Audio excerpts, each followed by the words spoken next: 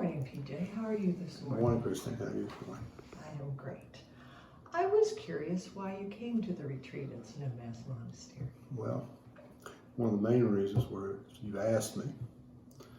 And the other reason being, I had problems from when I was in service. And over the years, you've tried to help me in various ways. So I knew that you were involved with veterans and trying to improve their life.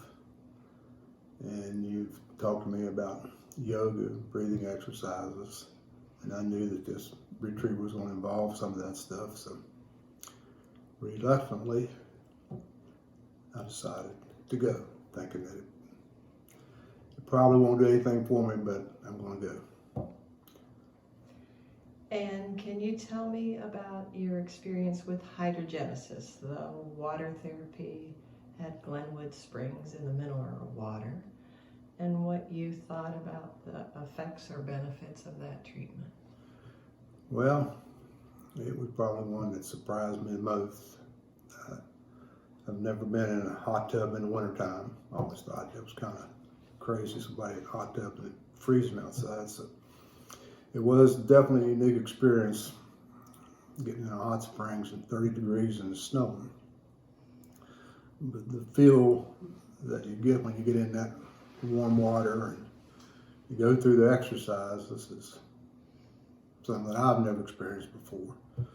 You know, they try to get you to release the trauma, and we had 4 partners, and they pick you up and float you in the water. So, and you just let your mind go free, and you have a sacred word. And if you start thinking things, you go to the sacred word, so you get the full experience of just kind of releasing and floating with the flow of the water.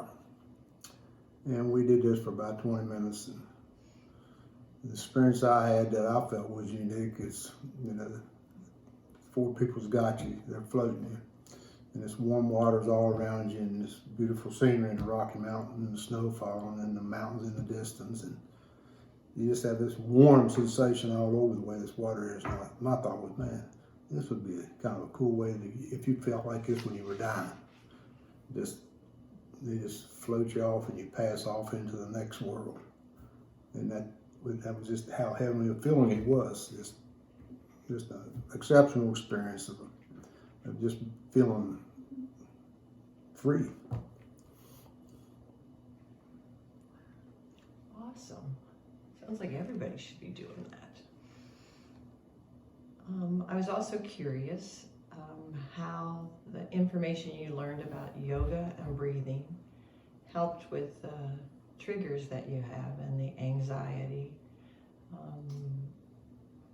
so that you can deal with issues as they come along during the day. Well, the yoga is something, again, as Christine a few times have gave me some yoga practice over the years to use, and I've used them on and off, but enough to know that the breathing is a big part of it. So during this retreat, you know, with a little meditations and stuff and working on our breathing and circular breathing, you have the triggers. They'll never go away. But the fact when they happen, you have some means of collecting yourself rather than just be a basket case for how many hours it takes to wear off. You have a method of trying to calm yourself down through breathing. And one of the big things I got out of it was, Christine says, your brains can't do it all, your body has to help. So the body to me is the part that takes over the breathing, and when the body starts doing the breathing, it takes a lot of stress off your brain trying to figure all this stuff out and what to do. And you said that walking meditation was something that you could really connect with, especially being in that beautiful setting in nature at the monastery. Can you tell us a little more about how that was self-soothing for you? Well, the walking meditation is part of the same process. You walk and meditate, and then when you're walking, you're working on your breath. So many breaths when you inhale, and so many breaths when you exhale, and it's like this rhythmic walking. And in the process of walking, it's slowing your heart rate down, slowing your nervous system down, and then you're walking in nature to start with. So as you're doing this rhythmic walking and unwinding, and you're noticing all the pretty stuff around you and this great old big world, and you realize, yeah, you got some issues, but there's a whole lot more going on than just your little issues, and there's ways to relax.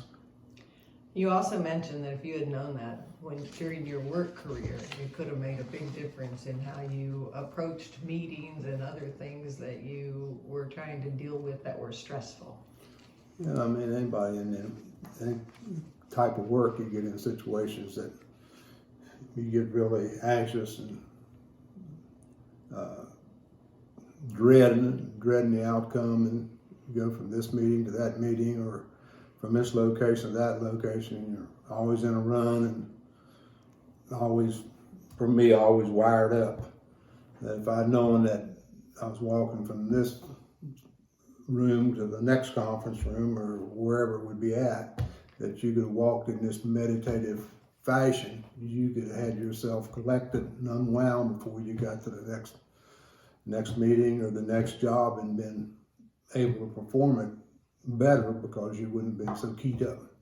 And it would be just part of you naturally getting there. You had also mentioned that the centering prayer, because of your spiritual background growing up, was helpful, especially because with centering prayer, one of the things we learn is to resist no thoughts, retain no thoughts, react to no thoughts, and return to your sacred word. How did those 4 R's help you redirect your thoughts as you were sitting and centering?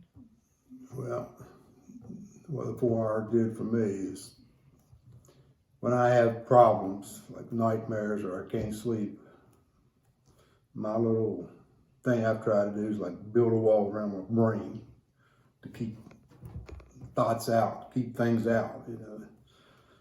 And I'm sure I'm not the only person who's tried that. It's an impossible task, but when you're in the middle of the night and you're all to pieces, that was the only thing I could come up with.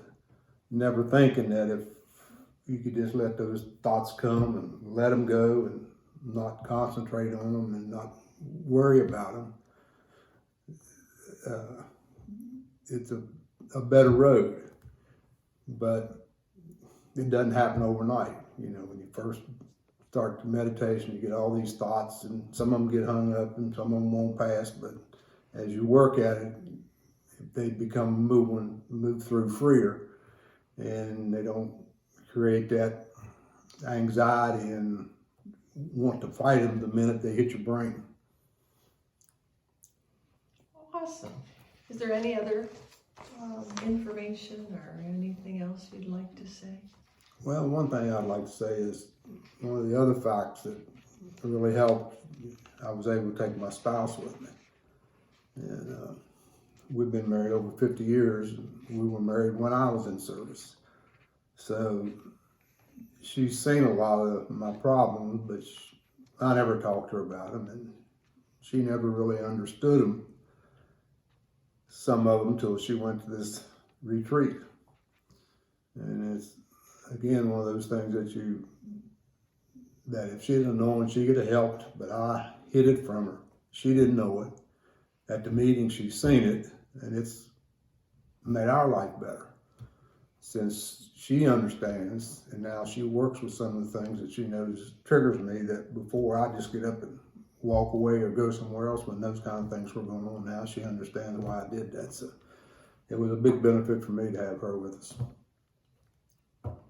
Well, thank you for being here with us. We really appreciate it. I appreciate you going to the retreat, because it was a great learning experience for all of us. Thank you.